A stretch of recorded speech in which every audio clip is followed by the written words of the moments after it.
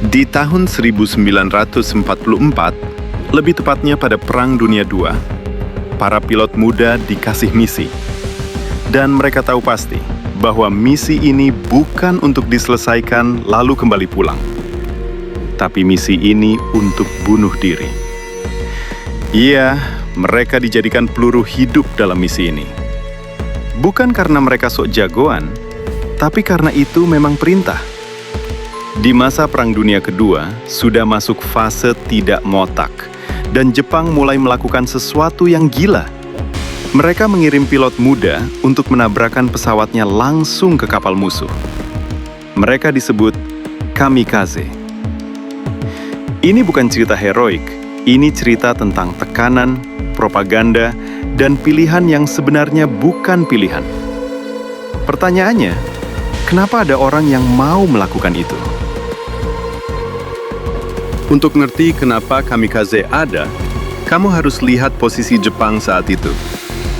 Tahun 1944, Jepang sudah mulai kalah. Armada laut mereka hancur, pesawat makin sedikit, bahan bakar terbatas, dan pilot berpengalaman banyak yang mati. Sementara itu, Amerika makin kuat. Kapal induk mereka mendominasi Pasifik. Masalahnya, orang Jepang punya budaya militer yang beda. Mereka diajarkan bahwa menyerah itu memalukan. Lebih baik mati daripada ditangkap. Ini bukan sekedar slogan. Ini ditanamkan sejak awal ke tentara, bahkan ke masyarakat. Lalu muncul ide dari seorang perwira Jepang, Takijiro Onishi. Dia sadar Jepang hampir tidak punya peluang menang dengan cara normal.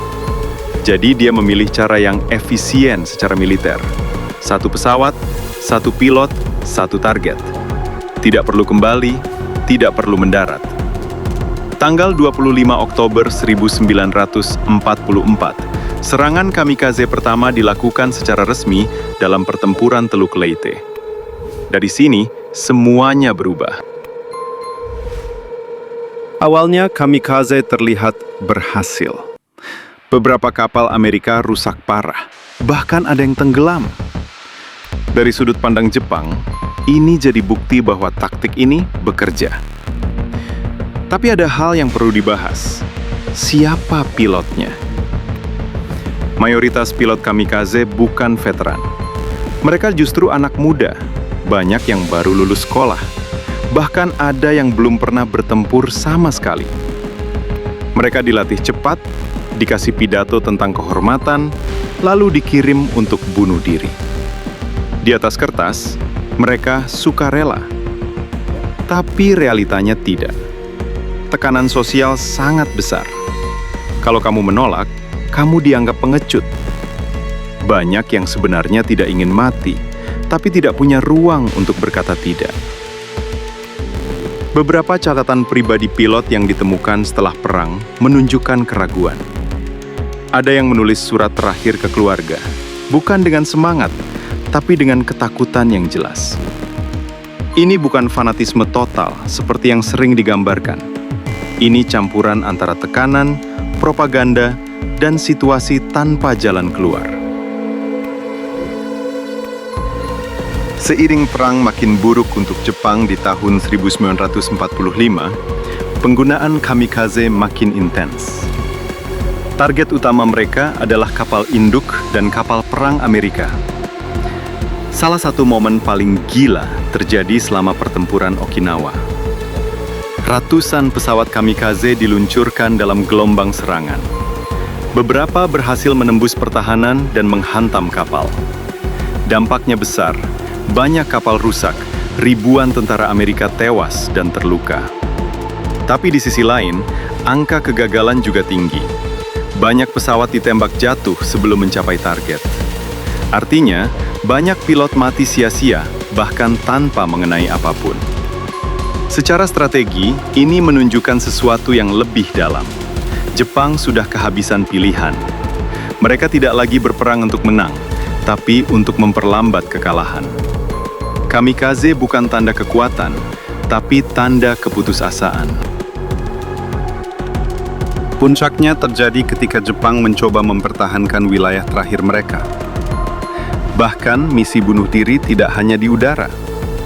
Dalam operasi Tengo, kapal perang raksasa Yamato dikirim dalam misi satu arah tanpa harapan kembali. Di udara, kamikaze terus dikirim. Tapi hasilnya tidak mengubah arah perang. Amerika tetap maju. Jepang tetap terdesak. Akhirnya, Agustus 1945, setelah bom atom dijatuhkan di Hiroshima dan Nagasaki, Jepang menyerah. Tragis semua pengorbanan itu. Ribuan nyawa pilot muda tidak mengubah hasil akhir. Kamikaze sering dilihat sebagai simbol keberanian tergila. Tapi kalau kamu telaah lebih dalam, ini bukan tentang keberanian. Ini tentang sistem yang mendorong orang sampai titik di mana mati dianggap lebih masuk akal daripada hidup. Pilot-pilot ini bukan robot, mereka manusia biasa yang ditempatkan dalam situasi luar biasa buruk. Banyak dari mereka tidak benar-benar memilih. Mereka hanya mengikuti arus yang terlalu kuat untuk dilawan. Jadi, kalau kamu melihat cerita kamikaze sebagai pengorbanan heroik, itu terlalu blond.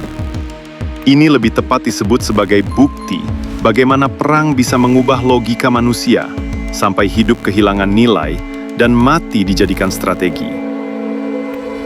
Sekarang pertanyaannya balik ke kamu. Kalau kamu ada di posisi itu, apakah kamu benar-benar akan memilih hal yang sama? Atau kamu cuma merasa begitu karena belum pernah ditekan sejauh itu?